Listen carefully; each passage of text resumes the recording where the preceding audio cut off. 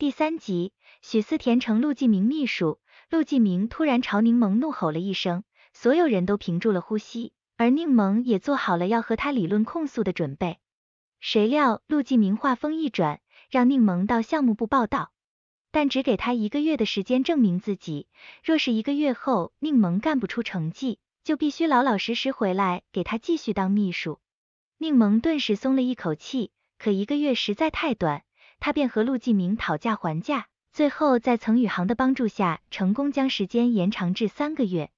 可陆继明仍觉得时间太长，将时间定在2个月，丝毫不打算给柠檬继续商量的余地。柠檬信心满满，答应了陆继明的要求。终于赚去了心心念念的项目部，柠檬心中高兴极了，晚上便给闺蜜打去电话报喜。虽然在继明资本算是老员工了，可在项目部那里，柠檬终归还是一个新人。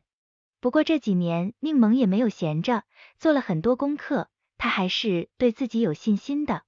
第2天一早，柠檬便满面风光的早早来到公司，和小杨对接秘书工作。小杨知道陆继明难伺候，可没想到他这么难搞，焦急的头疼。柠檬赶忙到项目部布置自己的一方天地，可是等了许久也没有接到任务，甚至都看不到2部的人。刚巧在茶水间碰到了刘总监，柠檬便向他询问2部的去向。作为2部的一份子，柠檬还是从别人口中得知邱俊林带着2部的人去开会了。柠檬的心顿时就沉了下来，可也不愿多想。之前陆继明订的鱼竿到了，柠檬便给他拿过去。可陆继明却提出让柠檬陪自己回一趟家。一见面，陆继明和父亲就差点呛起来，谁也看不上谁。陆爸爸最近正在研发一个过滤器，刚刚给2人倒的水还是从脏水中过滤来的。2人知道这个消息后，赶忙把刚刚喝进嘴里的水吐了出来。陆继明和父亲为此争执起来，吵着吵着便一发不可收拾。幸而柠檬在一旁救火，这父子2人才没有打起来。饭桌上，陆爸爸得知柠檬转去了项目部，便趁机数落陆继明亏待下属，甚至质疑他的工作作风。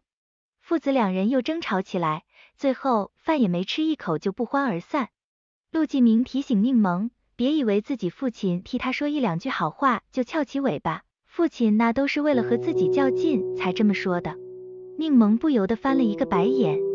冯经理得知柠檬和陆继明打赌，若是他2个月干不出成绩，就打包走人，便处处针对于他。这不，900多份文件要求柠檬在第2天就整理完毕。